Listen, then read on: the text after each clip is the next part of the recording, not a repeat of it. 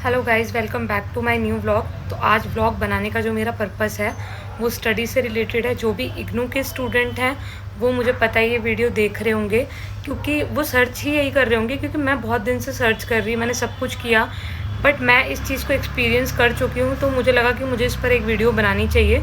जो भी इग्नू के स्टूडेंट हैं वो इस प्रॉब्लम को, कुछ बच्चे फेस कर रहे होंगे, जैसे कि इग्नू का जो रजिस्ट्रेशन होता है वो 5 इयर्स का होता है। उसके बाद अगर वो एक्सपायर हो जाए, आपकी किसी सब्जेक्ट में बैक आ जाए, या ऐसा हो कि आपने एग्ज़ाम ना दे पाए हो किसी रीजंस की वजह से, या कोविड से पहले जिन्होंने एडमिशन लिए थे, लाइक कोविड में या 2019 में या 20 में, तो उनको क्या क्या प्रॉब्लम फेस करनी पड़ी, ये वीडियो मैं उसके ऊपर बना रही हूँ।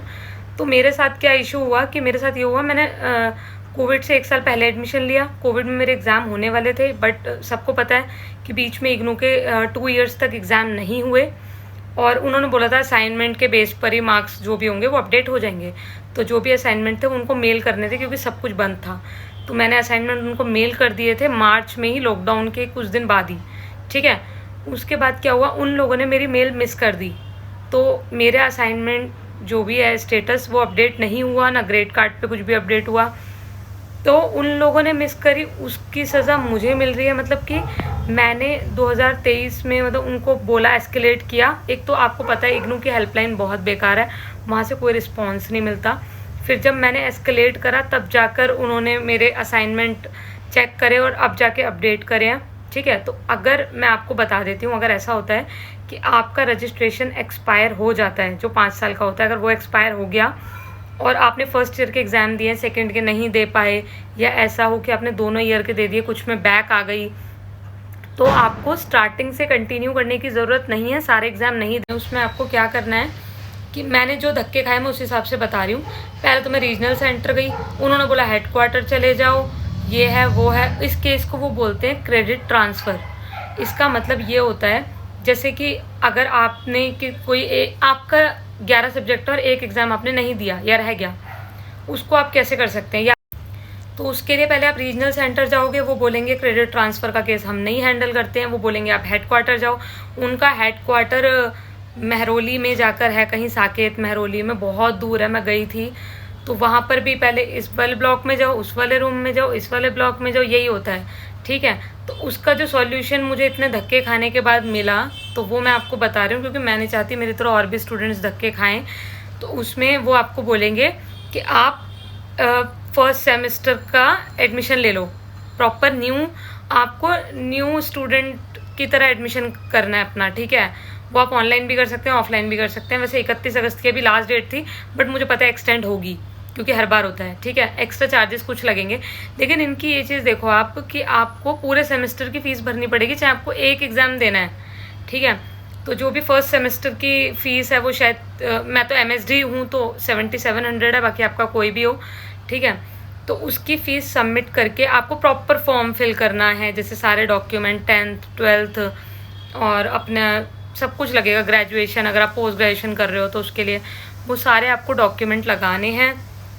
उसमें एक ऑप्शन आएगा कि आप पहले इग्नू से कोई डिग्री ले चुके हो, तो उसमें आप अपना फिल कर देना कि मैं यही वाली डिग्री, मतलब अपनी डिग्री सिलेक्ट कर देना, ठीक है। और अपना जो पुराना एनरोल नंबर है वो डाल देना, एनरोलमेंट नंबर, ठीक है, वो आपने डाल दिया। उसके बाद आपको क्या करना है, आपने पेमेंट वगैरह कर ली, न्यू एडमिशन ले लिया, एज ए मतलब न्यू स्टूडेंट एडमिशन आप कर चुके हो। उसके बाद आपने 1 महीने बाद वापस वहाँ जाना है महरौली, उनके रीजनल सेंटर में महरौली जाके आपको उनसे क्रेडिट ट्रांसफ़र करवाना है।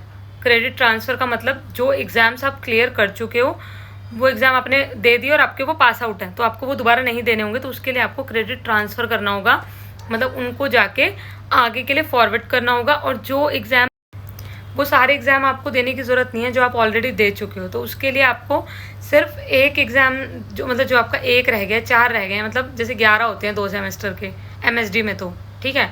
तो उसमें आपको सारे देने की ज़रूरत नहीं है, जो 2 या 3 या 1 रह गया है वो देने होते हैं। मेरा तो एक के लिए था ना, तो मैं इतना कुछ फेस कर लिया सिर्फ एक एग्ज़ाम के लिए, तो वो आप लोग फेस ना करो। उसके लिए आपको क्या करना होगा, पहले आप न्यू एडमिशन यहीं से घर बैठे बैठे कर लो, उनके पास धक्के खाने की ज़रूरत नहीं है, ठीक है। उसके बाद 1 महीने बाद आपको जाना होगा महरौली, उनके हेडक्वार्टर, वहाँ पे जाके उनसे क्रेडिट ट्रांसफ़र करवाना होगा। उनको बोलना होगा मेरा क्रेडिट ट्रांसफ़र का केस है, ठीक है, वो सारे सब्जेक्ट आपको क्रेडिट ट्रांसफ़र कर देंगे। जो आपके सब्जेक्ट रह गए हैं उनकी आपको फिर फीस देनी पड़ेगी। जैसे अभी आपने मेरी जो लगी मैं आपको बताती हूँ 7700 एक सेमेस्टर की, ठीक है, वो जो मैंने न्यू एडमिशन लिया है। बट मेरा एक सब्जेक्ट रह गया था, सिर्फ एक रह गया 11 में से, तो अब मैं जाऊँगी 1 महीने बाद क्रेडिट ट्रांसफ़र करवाऊँगी। तो जिस सब्जेक्ट का मुझे एग्ज़ाम देना है उस सब्जेक्ट की फ़ीस मुझे दोबारा पे करनी पड़ेगी, कुछ 600 या 700 समथिंग, ठीक है, वो क्रेडिट ट्रांसफ़र हो जाएगा।